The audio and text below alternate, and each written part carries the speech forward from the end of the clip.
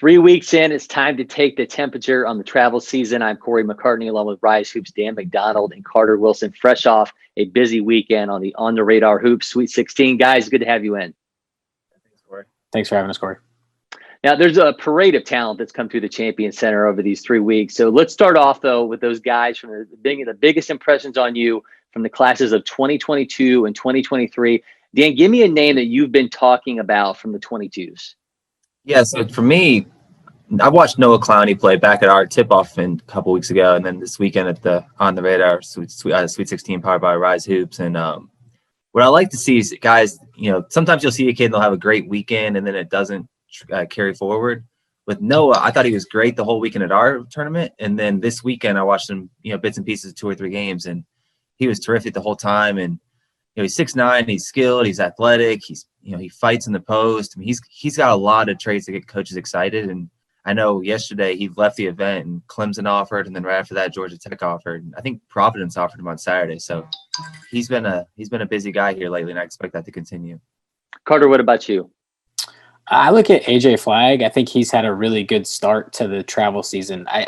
He more stands out as a true two-way guy, and that makes me think that he's going to win a lot of games at the next level. Like, he's very, very good defensively, and he can really score it offensively, and he does it in all kinds of ways. Like, he's attacking the basket, he's making jump shots. I mean, for both sides of the floor, like, he's been really good this travel season. Carter, sticking with you then, what's that 2023 guy that you've been really zeroing in on? I've raved about Tron Smith. Like, I think we have a lot of content on him, and I think he's been like the main eye opener as far as the state of Georgia goes. I think regardless of class for the travel season so far, just a guy that has great size, great length, does everything. He's a great finisher. I mean, this is a guy that high major coaches are going to want to take note of. Just because he has all those tools. Like, he's got the measurables, he's got the prototypical size, he's versatile, he's got everything that kind of coaches are looking for, and he's going to be a top 5, top 10 player in the 2023 class in Georgia. And it wouldn't shock me if he started cracking some national lists as he starts to get more pub going forward. Wow. All right, Dan, what about you? Yeah, so DK Manyiel has been the one that I'd really like for Team Forrest. I mean, we're talking about a 7-footer that can run, he can jump, he blocks shots. But now the big thing is he's hitting jumpers and he's putting the ball on the floor a little bit and getting to the rim. And when you got a guy that's that tall and that long, nobody's blocking his shot. So he's made a ton of progress in the last year. And again, he's another guy that last night UAB offered him, and then right after that Vanderbilt offered him. So, still a young guy. He's still got a ways to go before he's got to make a decision. But those schools are starting to line up for him, and for good reason. Okay, so now we know the players as you guys are excited about. What's been the defining storyline for each of you after these opening 3 weeks? Carter, we'll start off with you on this one. I just really like the spread that we have across the board, kind of in the Southeast, but specifically in Georgia too. I think there's a lot of good teams. Like, there's the 2022 class in Georgia specifically has a lot of depth, I think. And that kind of helps to this kind of spread across the board. But there are so many good teams, and it's really refreshing because it's like, you don't get that kind of repetitive. We're seeing the same thing every time out, and we're getting kind of a different look every time, which is really refreshing, and it's good for the travel season and the events in general. So I think that's been a big storyline for me, and something that stands out is just the number of teams that are just so good. Dan?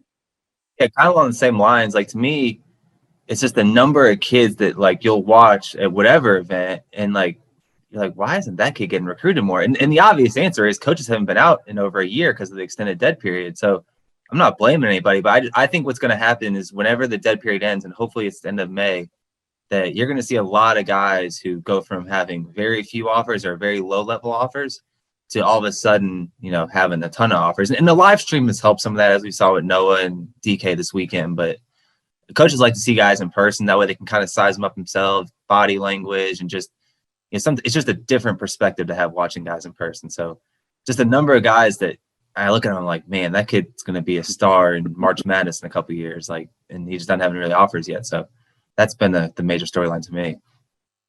Finally, still some time left for guys and teams to take advantage of the stage over these next few weeks. What's the lingering question for each of you when you consider the remainder of the travel season? Dan, we'll let you start off on this one. Yeah, so I'm always kind of looking ahead. Battle for Georgia is kind of our culmination of all of our RYZE events every year. And, we pick the best teams in Georgia. And I'm looking at that 17 under division. And I mean, we invite 7 for that age group. I don't know how in the world we're going to get down to 7 because I've seen probably 10 to 12 teams already. I'm like, that team's probably good enough. And some of it will have to do with guys change teams and teams get better because we're still just in the first 2 weeks of the season. So there's a lot of time to change. And, we'll take the next month and a half and keep watching everybody and make those tough decisions. But like I said, I think it's going to be really, really close for some of those last 2 or 3 spots just because there's so many good teams. Maybe you guys can have the battle for Georgia. You guys can maybe so. That's what we got the qualifier for too. Oh, there you go. All right, Carter. I think the main story just from college basketball as a whole is the transfer portal. I think it's been a huge thing, especially this year with the free transfers. And as that shakes out, and Dan kind of mentioned the dead period and how coaches are going to start to be able to get out and see kids. I think it kind of couples with that when this whole transfer portal thing shakes out, you're going to have a lot of haves and a lot of have-nots, and I don't think there's going to be a whole lot of in between. I think you're going to have teams that are in serious need and teams that are not in need at all. So I think that's when recruitments are really going to start to take shape. You're really going to see who's the priority for who and, who's really chasing after who. And, I think that for players now, I think patience is a big thing. But when this whole transfer portal thing really shakes out and we have a good idea of what these college rosters are going to look like going into next season, I think that's when we're really going to see recruitments take off. So that's kind of the question for me is who's going to be recruiting who and, who's going to be those haves and who's going to be those have-nots as far as college programs go. Well, for all of it, keep it locked on RYZE Hoops as the travel season continues. That's following on Twitter and Instagram and getting to ryzehoops.com for all the latest from Carter and Dan. Guys, appreciate it. Enjoy the rest of the travel season. Thanks, Corey.